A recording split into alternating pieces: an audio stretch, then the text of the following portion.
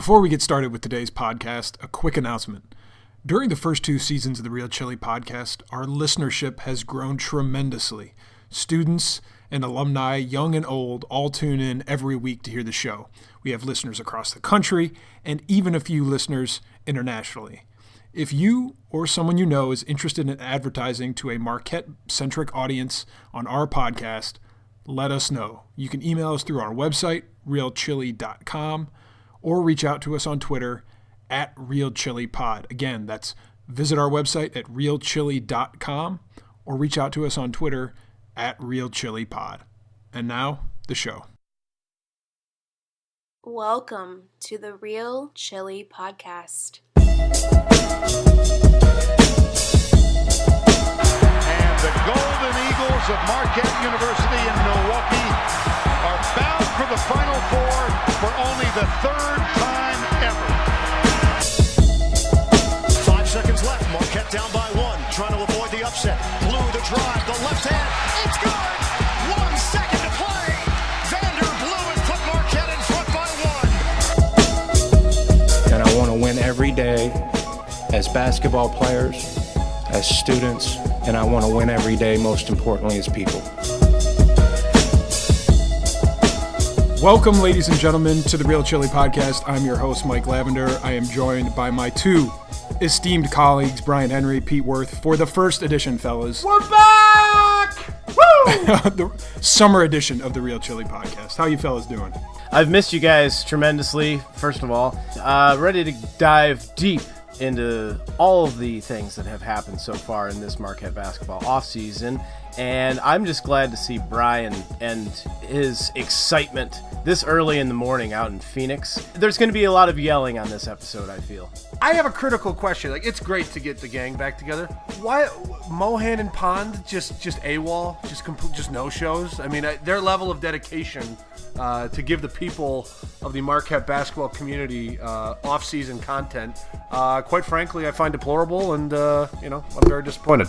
They're really letting the team down because there is a lot to talk about. We've got new non-conference schedule things to talk about. We've got departures. We've got arrivals. We've got arena updates. There is a lot going on with Marquette basketball, so those guys are leaving us hanging. They are the defensive liabilities of this podcast, much like the past seasons. Woo! Come on, let's guys. focus at the people that are here as opposed to the people Great that are point. not. Thanks, Wojo. That's great. Bubbles, Mike, Pete, and Joseph Chartouny, or I don't know how the hell you say it. Yeah, we should have checked that. But as always, this is a Pop the Trunk production. So we've got a lot that we want to talk about, and as you can tell, we are excited to be back on the pod. We actually we recorded a season wrap-up pod from last year, but it was so depressing when I started editing it because it was just a wet fart of an end to the season. So we actually didn't end up posting it. So nice excuse, Mike. Let's be honest. There were like 4 pods we did at the end of the year that didn't get posted because you know what? We were like, you know what? Do we really want to edit these things about the NIT? Nah, we didn't. Because who's going to listen to that shit? You know? Right. So just so you know, Hey, our fans. We thought about trying for you, and then we thought this is basically how we approached classes second semester of senior year. Oh, so yeah. It's kind of Great analogy, Brian. Kind of how we treated the podcast during the NIT. So we apologize, but we're back. We're back. So I do hope we never have to lose to Penn State ever again. Oh, we are. Come on. All right, so as mentioned, there are a number of things that we want to cover in this pod, including some new fellows who are going to be on the team this upcoming year and a new coach, reiterate briefly some of the departures from this past season. But first, we're starting to get our first taste of the non-conference schedule for Marquette. And fellas, I got to tell you, it is shaping up to be an exciting non-conference schedule, and it starts with none other than March Madness Cinderella story UMBC in early November 2018. Retriever Nation. Oh, Retriever Nation. Who can't wait to open up the new building with a loss to the Retrievers? It's going to be great.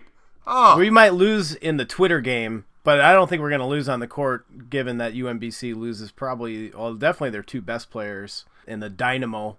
Bubbles' probably favorite player of all time, KJ Mora, and then Trey Lyles. KJ's back? No, he's not back. He's That's a senior. I thought he was going to be a senior this year.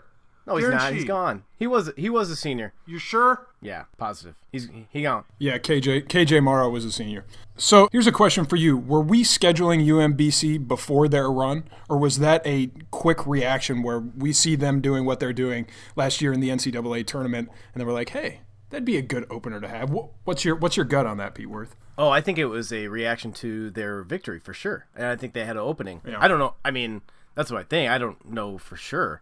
But I would assume that that's what it was. And especially to open up the new arena, what else could you ask for than a darling, a Cinderella story like that, the first team to ever beat a number 1 seed in the house, to open up your new arena in a non-conference setting in which normally those openers is a 300 ranked team or worse. Yeah. Or I guess you can't get worse, but a 300 ranked team. If you're going to choose a very mid-major team to open up the new arena, I mean, you can't really ask for a better opponent, I don't think. And I should clarify, UMBC didn't necessarily go on a run, but as Pete Worth just mentioned, they were the first 16 seed ever in men's basketball. In men's basketball to beat a number 1 seed. They beat Virginia 74-54 in the first round of the NCAA tournament. So that's why we are so hyped.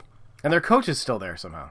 So after UMBC, Marquette's actually going to be involved in the preseason NIT tournament. And before you, We love the NIT.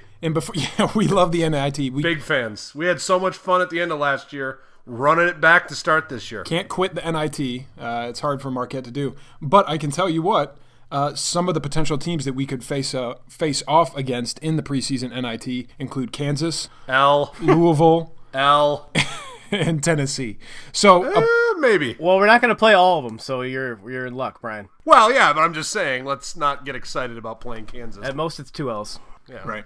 So a couple of those preseason NIT games will be played at the Wisconsin Entertainment and Sports Center, which I think is still to be renamed with a local Milwaukee endorser. And then the remainder of those games, the actual kind of tournament style of those games, will be played in Brooklyn, New York in the days leading up to Thanksgiving. So that kind of bolsters the non-conference schedule. Wisconsin Entertainment and Sports Center. Come on, Harley. So much sports. We know you gotta crip the money somewhere. Like, make that happen. That needs to be a thing.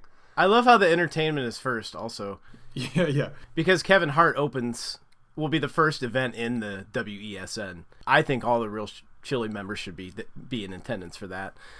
Just my personal opinion, but we should be offered box seats. Like the number of ticket sales that we must drive for Marquette basketball games is off the charts. So I don't know why we're not getting any love. So Chris Lukey and Rockwell Automation, if you're listening to this, we want your suite for Kevin Hart. Yeah, hook the people up. Yeah. Come on. But in all seriousness, I thought I heard that Northwestern, Mutual Northwestern Financial was going to get the naming rights to that arena, but still to be determined. So in addition to the preseason NIT, get to the good stuff. Marquette also will face off on Wednesday, November 14th against the Indiana University Hoosiers, formerly led by coaching legend Tom Crean. But now by current coaching legend Archie Miller. It's in Bloomington, Indiana. It'll be on the Big Ten Network. Great. That is a game that I'm considering attending. Have a lot of family in the Bloomington area. I think that's going to be a really, really fun game for Marquette to play. When you get to play kind of those blue blood programs in their own arena, that's always good for your program. And I think it's a matchup that Marquette could potentially take advantage of. You know what's not good for the program, though? 2 words. Romeo Langford. Oh, is he going to get buckets against us? Wow. Go on. Oh, one of the top players. Mr. Basketball in Indiana last year. Oh. I think was one of the top 5 recruits in the nation. He's a Hoosier, and he's going to look for a coming-out party against the mighty Golden Eagles. Well, just to inform you guys, last year I was fortunate enough to be in attendance for Brad Underwood's first ever Big Ten victory for the Illinois Fighting Illini. You may have heard of them. It was against the Indiana Hoosiers, and they looked fucking awful. They looked so bad. That game was just riddled with turnovers, and nobody could make a shot. However, Juwan Morgan, I believe. Yep. Yeah, he's returning. Yeah. Is returning, and that kid is a player. He was pretty much the only guy worth a shit in the game that I saw. Now, they may have had a couple other guys with bad games, but with the new addition of Brian's favorite high school player, it maybe end up turning out to be a pretty good game. We'll see. Yeah, so as Neighbor mentioned, Juwan Morgan returning. He if you look at Ken Pom, he was basically nationally ranked in almost every category you could be ranked in Ken Pom. Indiana does lose a couple of seniors, but Juwan Morgan opted to defer for the NBA draft and return to Indiana for his senior season. Now, another game that isn't a surprise to be on the non-conference schedule, obviously against Wisconsin. This will be in Milwaukee this year. But excitingly, this makes me so happy, Ethan Happ, everyone's favorite Wisconsin wet blanket, will return for another season in Madison, and we get the chance to make him sad again. It makes me really happy to see his blank, kind of emotionless face when we defeat them. Ethan Happ is the face of a dying era of Wisconsin basketball. That is, or just basketball. Well, basketball in general, but the streak of their, whatever it was, 20 some odd NCAA tournaments ends last year. They're not getting any of the players they used to under Bo. Wisconsin is returning back to what it was maybe 25 years ago. Just as a program, that they are not nailing the same type of talent that they are. And Ethan is the last quote unquote good player that I think that, or alleged elite player. But last year we saw he can't raise, that high tide can't raise all boats. They were miserable. They did have a couple of injuries. Yeah. Kobe King and some other schmuck, I don't remember. But those guys will be coming back until they'll give them a little more depth. I still don't think they're going to be anywhere near what they have been. And still probably going to be one of the teams on Marquette's schedule that will not make the NCAA tournament as compared to a few of the other ones that did last year. Well, Wisconsin finished last year 9th in the Big Ten Conference. They finished in conference with the 7-11 record and 15-18 overall. They return almost everyone. Ethan Happ will be a senior. They also return this freshman kid who was injured throughout points. Or maybe he wasn't a freshman. Was it Davidson? Brad Davison. Yeah, he was a freshman. He was a freshman, and he had a great game against us, and kind of looks like that prototypical Wisconsin player who just gets under your skin. So we will get the opportunity to face him. By that you mean a 6-foot white kid with a buzz cut? Exactly. 6'3", but still, yeah. Oh well, yeah, around there. So, fellas, that rounds it out kind of for Marquette will face off in early December against Kansas State. Aside from those, there's still a few to be announced in the non-conference schedule. We'll play off against the likes of Buffalo and Southern. But what are your overall impressions on non-conference as it stands so far? I'm just excited that I get to watch another 40 minutes of Bruce Weber substitution patterns. So that's what I'm most excited and looking for at the end of non-conference play. There's some good names on here. Kansas State should have some decent players. Going to Indiana will be an incredibly tall order, but it's good to play a game like that. UMBC will have some energy to it, which will be cool. And then there's a good chance we're going to play two teams that could smoke us in the NIT, but who knows? Maybe we'll be better, and we can actually start talking about this roster. I'm speaking a little hyperbolic, but it seems like the people that made this schedule, and correct me if I'm wrong, Pete, put it together thinking that this roster is ready to compete at a high level this year. Fair thought? Yeah, I think so. I do get a little concerned that they're thinking of what happened last year, like as in terms of UMBC. Obviously, I've already talked about the buildup of that is important. It's purely a hype game. It's a hype thing. Yeah. They're not going to be what they were last year because Trey Lyles is he's a professional basketball player, not an NBA player, but he's a pro for sure.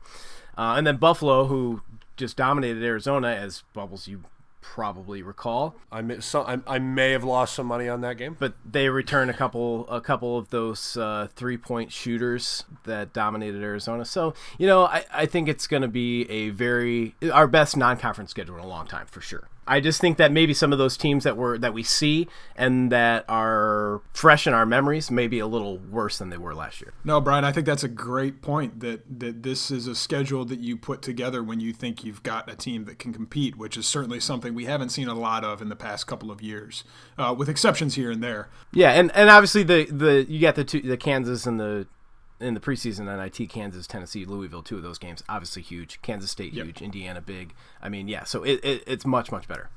Before we get into the roster that is going to be tackling that non-conference schedule, I also just wanted to mention that Marquette will be hosting a Big East pod of the basketball tournament, the TBT Tournament, which is comprised of alumni typically from different schools. So they'll actually be hosting that at the McGuire Center on June 30th and July 1st. Those games are typically broadcast on Facebook Live. I actually think some of the later ones are broadcast on ESPN. You know, we've talked to Dan Fitzgerald in the past, who's been in a GM role for that. Friend of the pod. Hopefully we can have an update on that later this summer. We'll try to get something like that in the works, but that'll be another fun opportunity to watch, Marquette alumni, including Jarrell McNeil, friend of the pod, Devontae Gardner, Wes Matthews, I think was in a coaching capacity last year. Just a ton of fun. Devontae should be a friend of the pod. We need to reach out to him. Yeah, he's. I think he's in Japan. Japan. He's killing it in Japan. He's still working Japan. Unreal. Yeah. He's chilling too much to visit us. That's true. That's a good point.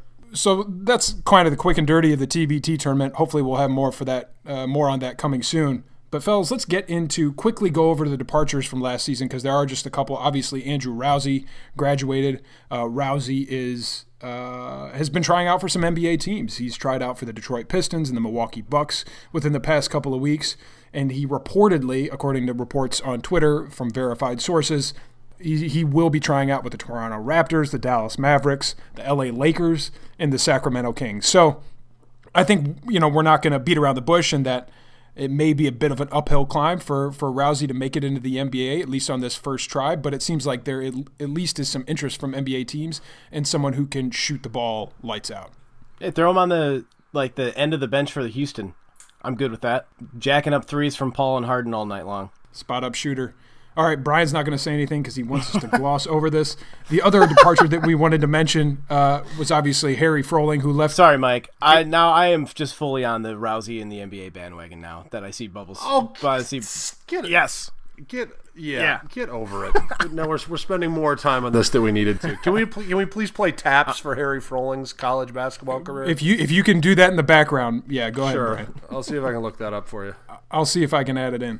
Harry Froling left in the middle of last year. Just wanted to make a note that he is the starting center for the Australian State Basketball League, which is a semi-professional league. He's a starting center for the Townsville Heat.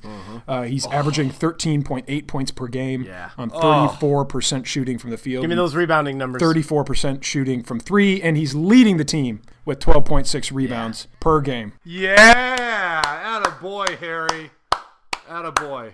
I just let the record show that immediately after the Saints loss at St. John's, we all could, I think every person on this podcast went, there is not a snowball's chance in hell he's coming back next year. So props to us. Well done. I want to know the combined vertical leap of the starting five for the Townsville Heat. That's a great question.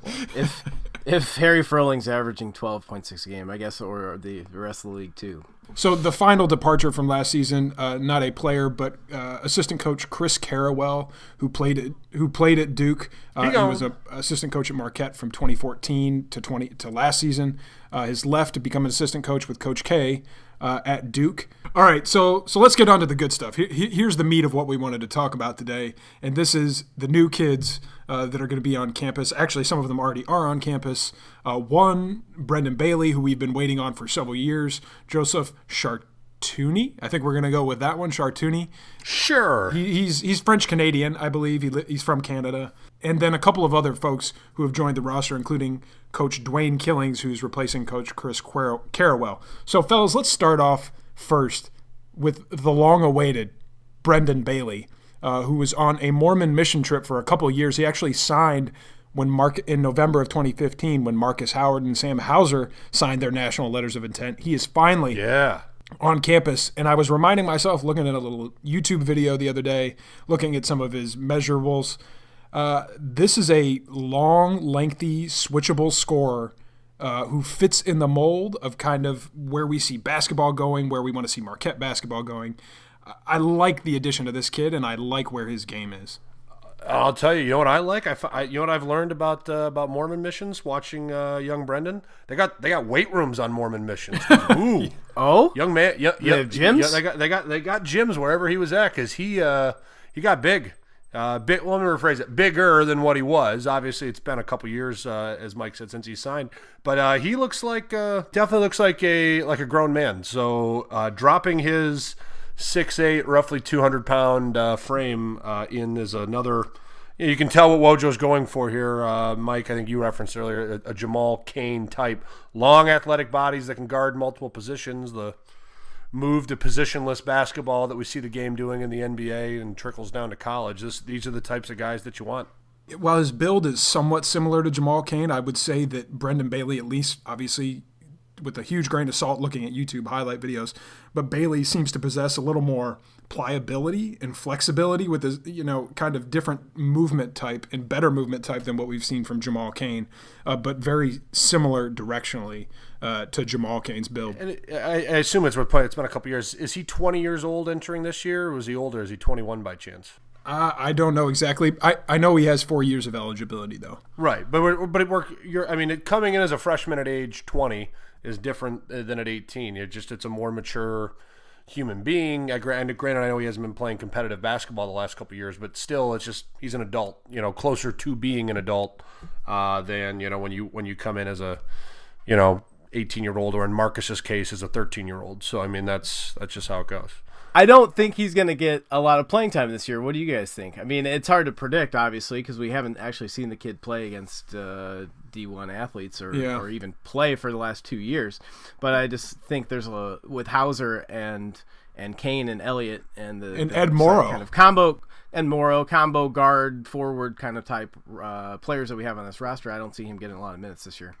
This is going to be the first time in a while that Wojo's going to have a tough time, I think, divvying out minutes when it comes to quality guys. But you know what? Great problem to have. Oh, it's a great problem to have. But as long as he's not in foul trouble, Sam Hauser's got to play 30 minutes a game. And that might be a low estimate. Maybe he's around 32 to 34 minutes a game. Same with Marcus. Marcus needs to be around 32 to 34 minutes a game. So there's guys that there's guys that aren't going to come off the court that are playing at his position. Now everybody else kind of has to fill in around those two guys. But that's going to be, he's going to have to fight for playing time. You said with Jamal, with Elliott, with everybody, Bailey, as you already mentioned. It's going to be a wait and see. I always kind of treat the start of these years. We got to watch the first 3-4 games before you kind of make any really discernible real opinions. We will facetiously say it, but especially with newcomers, because you just don't know. Well, and one of those other newcomers, Joseph Chartouny, who we haven't really delved into his. Well, that's because our host hasn't taken us there yet. But if you're going to throw him under the bus right now, then I guess we can talk about him. Jeez. That's what I'm making a segue in a very awful fashion. Okay. But you're talking about Hauser and Howard getting 30 minutes a game. I would argue that Joseph Chartouny will be much in that same vein this year for Marquette, being the only real point guard on the roster. Yeah. So Joseph Chartouny. Let's talk about him. Graduate transfer from Fordham, eligible to play immediately. He's listed at 6'3", 205, so kind of what you're looking for in point guard size and build. He looks a little bit shorter than 6'3" to me when you kind of see some of the game tape on him, but, it's better than 5'11", let's put it that way. He spent 3 years at Fordham. He was a starter at point guard his freshman year. Fordham is not great at basketball, and especially in the past couple of years, they've really struggled. That's some big league analysis there. I like that. That was good. But when you look a little bit deeper at Chartouny's stats, you see some indications that he does things that you want a point guard to do. He has a great assist rate, nationally ranked over the past several years. He turns the ball over relatively little. He has a good steal rate, and he can shoot free throws, and he can get to the line. He's demonstrated the ability to get to the line. So Mike, I don't mean to shell it short, but let's not gloss over the biggest character trait of him coming in. He is a lockdown defender. That is the number 1, 1A, 1B, and number 2 when it comes to describing him. He is coming into a team that could not guard Pete Worth in 2018 on the court right now. Thank you, Brian. Yeah, I hear tales. You can still shoot it a little bit. We need on-ball defenders. We need people that talk on defense, that get through screen. He is going to get on the court purely because of how much help this team needs guarding. That's why he's gonna. That everything else is positive. The assists, the steals, but he's got to guard people and keep them in front of him. And he's allegedly supposed to be excellent at that. That is his calling card. So that's what he's going to be asked to do. He does that well. Pete, the best defender has to play, right? He'll stay on the court. You're talking, I don't know how many minutes, but he'll be out there a long time if he's going to play defense like his bio suggests he will. Well, on paper, he fills all of our biggest needs. Yeah, exactly. Which is what you. And he's not 5'10". That's great. He's got size for point guard. He's a lockdown defender, but also he handles the ball. And we don't have anybody else that handles the ball on this current roster. Well, that was a huge problem last year when they started trying to give Greg Elliott minutes to get ball handling skills, and that didn't turn out so well. So yeah, huge. Well, he did a respectable job for not being expected to be a primary ball handler.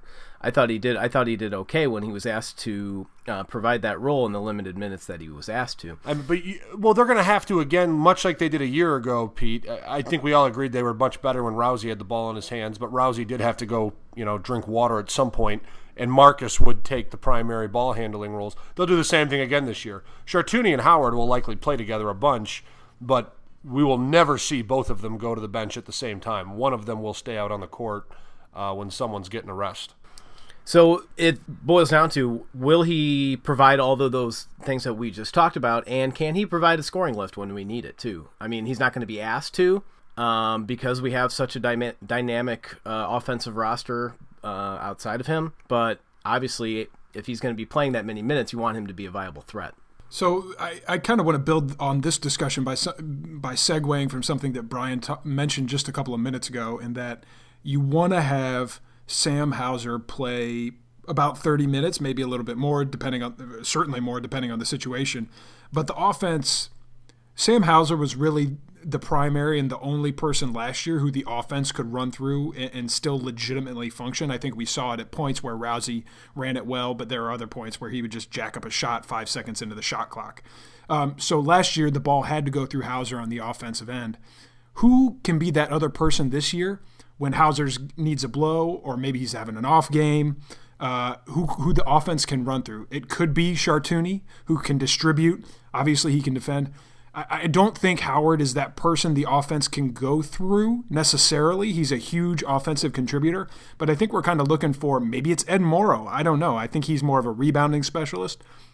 So I think Wojo, one of the big challenges that he's going to have is there someone in addition to Hauser who we can really put the offense through? And I think Chartouny could be a big candidate for that based on his experience and based on everything else you guys have mentioned. It would be nice for him to be able to do that, but the guy I'm looking at that has the potential to take over as a primary offensive threat for Marquette, and it all depends on his ability to handle the ball in isolation. That's Jamal Cain. Ooh. I believe. Ooh. He's obviously didn't go with the silver tuna. No, he's a very good shooter already, as we've seen him go off in a couple games last year as a freshman.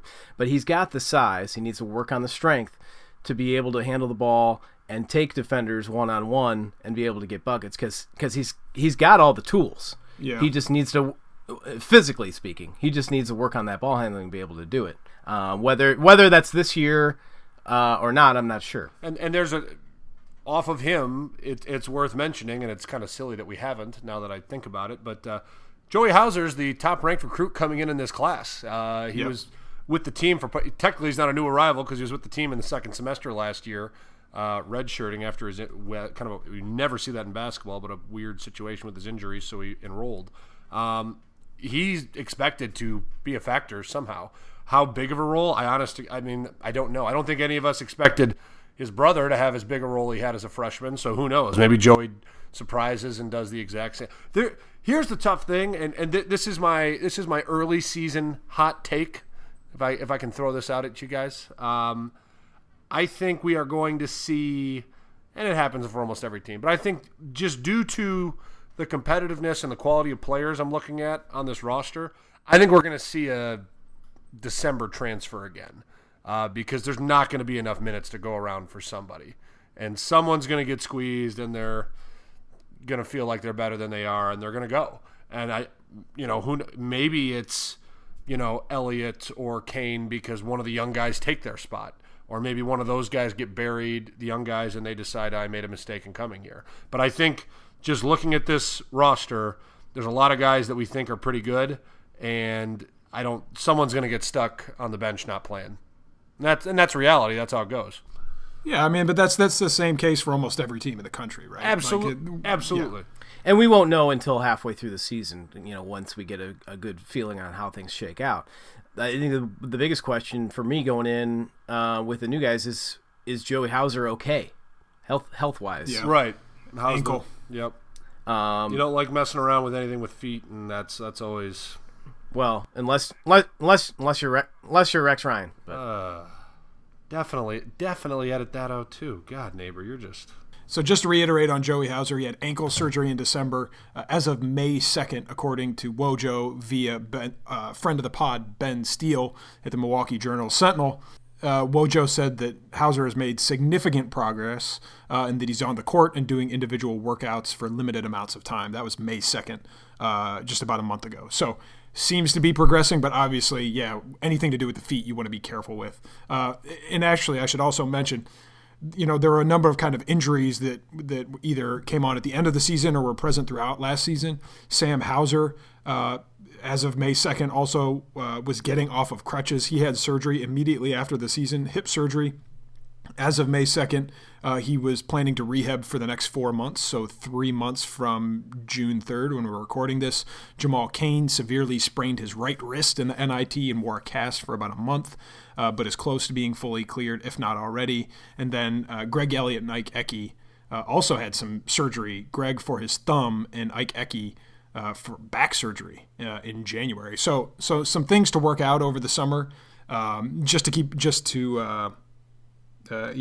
keep in your mind as we head into the upcoming season. So that's an overview of kind of the departures and the arrivals that are going to be happening over the next several months. Marquette, many of the fellas are actually on campus right now doing summer workouts and summer practices and starting to build that bond that will hopefully carry them through next season. This was not meant to be the season preview or the season roster preview, as we always do. And we'll do in this third year of the Real Chili podcast.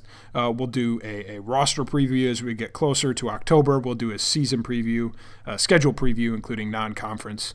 And stay tuned to find out if Pete Mohan or Eric Pond still exist. Who knows? Yeah. So, but we just wanted to hop on, cover some basics because we want to talk basketball more often than we do. So we had to get on and make sure that people have what they want. Fellas, anything else to add before we hop off today?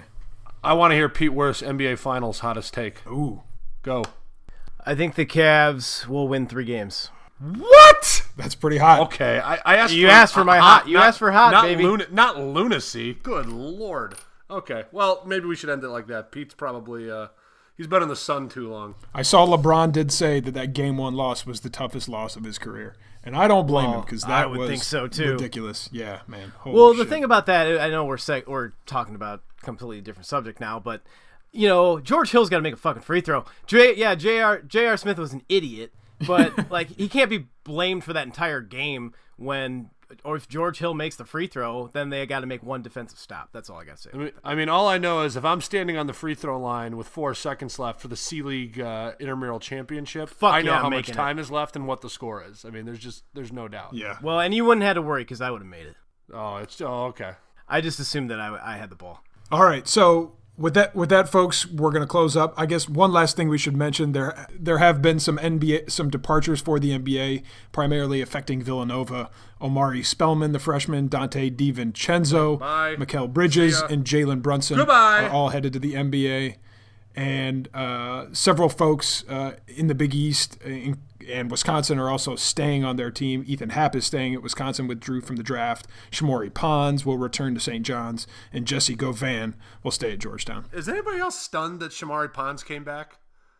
The dude averaged 20-some-odd points a game. He's an NBA caliber guard. What the hell are you coming back to college for? When you have a chance to play another year for Coach Mullen, I think you take that opportunity.